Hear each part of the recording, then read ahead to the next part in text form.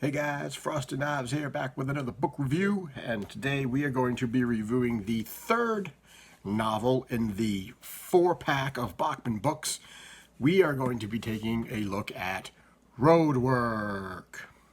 And Roadwork was written in 1981, or was published in 1981. And I don't have an exact page count, but it's over 200 pages according to this. And when Stephen King talks about the Bachman books, and he talks about the five Bachman books, he talks about the five Bachman books because he always includes Thinner. And at the beginning of this book, there's an introduction, and he says of those 5 books that he wrote, he said 2 were pretty good, 1 was indifferent, and 2 of them were god awful. He never clarifies which ones he thinks were good, bad, or indifferent.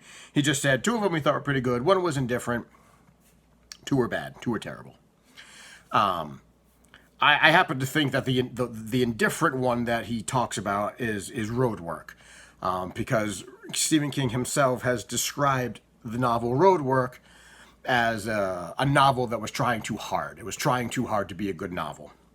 He also stated that the reasoning for writing Roadwork, or one of the ideas about writing Roadwork, was him trying to come to grips or trying to understand his mother's death that had recently happened in his life. And a lot of that comes across in the book because Roadwork as a whole, as a story, is filled with futility.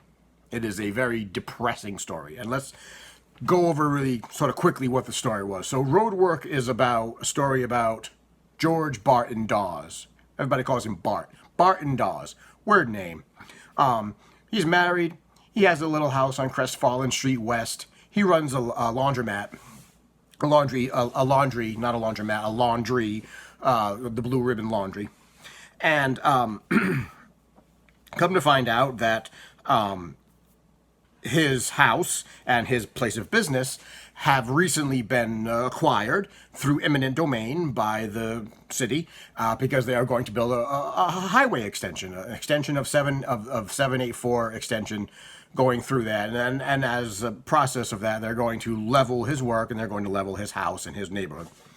And we also find out that short time in the past, he had a son named Charlie who died from a brain tumor. And so Barton doesn't take this well. He doesn't like the idea of this extension coming through, and he has to relocate his business, and he has to relocate his house, and the city's coming in, and they're buying all of this up because they're using eminent domain, and that's progress, and they're coming to do this. And he doesn't like this idea. This doesn't he doesn't like it. And as a consequence, he loses his job. He flushes his job down the toilet. He flushes his marriage down the toilet.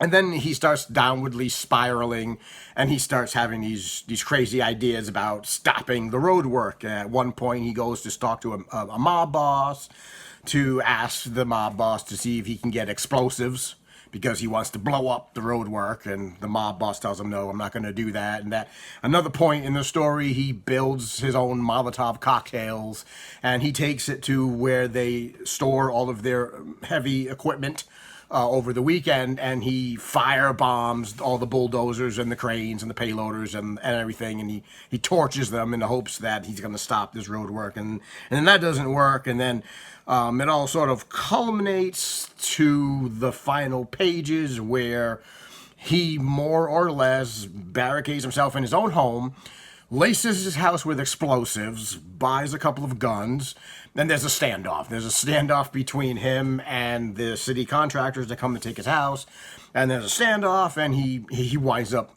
blowing his own house up with him in it.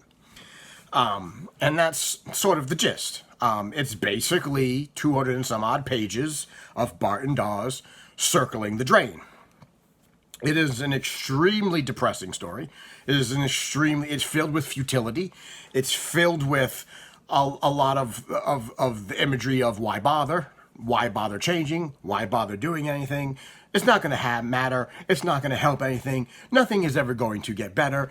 Everything changes. People always die. You can't halt progress. You can't stop time. So you may as well just succumb to your fate, to your destiny. And it is an extremely depressing and downtrodden book.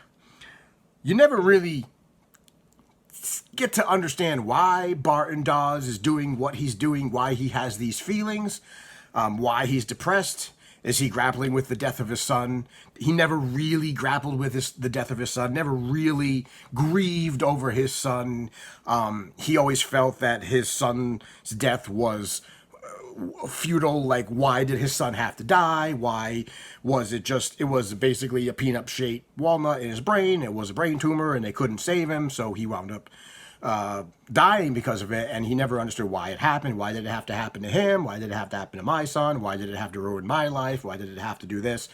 So you get sort of the sense that he's doing all of what he's doing, not to stop the road work per se, but because he's grieving over his son's death, and the house where his son was born and grew up in is the last thing that he has that ties him to his son, and he doesn't want to see it go.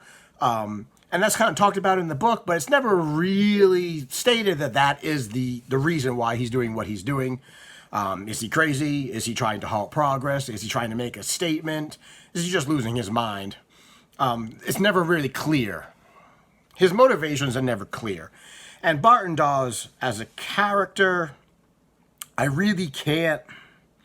I had a hard time sympathizing with him. I really did. I had a hard time seeing things from his perspective. And I never really followed his train of thought. A lot of what he was doing and why he was doing it, it didn't make sense to me. I couldn't really understand that. And I understand why Stephen King said that he thought that book was trying too hard to be a good book, because at the time Stephen King was grappling with the same issues that Barton Dawes was grappling with the death of his mother. And when we grapple with these things of why do bad things happen to good people, and you know, what can we do about it, and is there anything we can do about it, and how do we move on from it, how do we move our lives forward, you could tell King himself was grappling with these issues. And I gotta say, he didn't really answer those questions well. Roadwork, in and of itself, is not a very good book. It's not a very good story. It drags a lot. You never really get the motivation of why Barton is doing what he's doing. Why is he pissing his job away? Why is he pissing his marriage away? Why is he having sex with some 21-year-old that he picked up on the street who was hitchhiking? Why is he taking mescaline at a New Year's Eve party? Why is he just ruining his life frivolously? And why is he making a stand at his house? You know, he's not trying to make really a point, and he's not trying to, you know, stop the road work. He's not even trying to kill anybody. He makes it very clear that he's not trying to kill anyone. He's not trying to shoot anyone. He really just wants the news crew to come over and film his last stand so he can get his message out to the world, whatever that message is. We don't really know. It doesn't come across. So out of the 4 Bachman books that are in this collection, this has got to be by far my least favorite.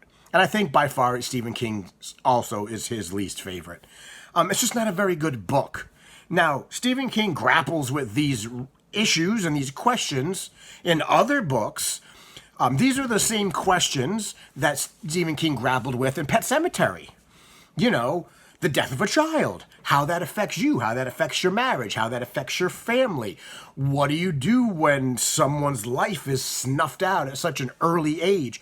He grapples with the same exact questions that he was grappling in Roadwork. He grapples with those questions at Pet Sematary. And he does it better. He does it well. He does it more satisfyingly. He actually grapples with those questions, and you feel for Louis Creed, and you feel for the Creed family and the death of his son Gage, and you see how all of this stuff sort of tears the family apart, but yet there's that promise that maybe if he buries his kid in the cemetery will bring him back, and everything will be happy again. There isn't any of that satisfaction in Roadwork at all. Maybe because this was written when Stephen King was a lot younger. but there's no satisfaction. There's no happy ending. It's very futile. It's very depressing. You don't understand why Bart is doing what he's doing. His wife didn't understand why he was doing what he was doing. His boss and the people at the laundry didn't understand why he was doing what he was doing. The girl that he picked up, hitchhiking, going to Vegas, didn't understand why he was doing. Even the mob boss that he finally does get the explosives from doesn't understand why he's doing what he's doing. Nobody understands it, including the reader. And that just doesn't make, in my opinion, a good story. It just doesn't. There's a lot of waiting. There's a lot of thought. You're in Bart and Daw's head a lot in this book. There's a lot of thinking going on.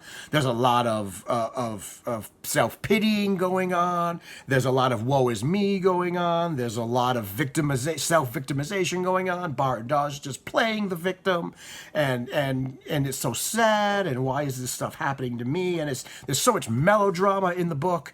It's just not a fun read. It's just not a good read. I think even King admits that. If you want to read a book that's good and that deals with the same subject matter and that deals with the same questions, go read Pet Sematary. And it's a much better novel. And it's a much better story. And you can identify with the characters. I cannot identify with any of the characters in this book. I sure cannot identify with Bart and Dawes. And I don't think it's the best of the Bachman books at all. It is certainly the weakest in this collection so far. Long Walk was really good, and Rage was really good. I suspect Running Man is going to be good, but Roadwork is not good. And you can skip Roadwork. You could very easily skip it. And I feel that Roadwork is on the same sort of level as Thinner. Thinner also was, in my opinion, not a very good book, not a good story, not something that you necessarily need to go out and read. So, Roadwork, I gave Roadwork a 2 on Goodreads, and we're going to stick with a 2 out of 5 because it's just not good.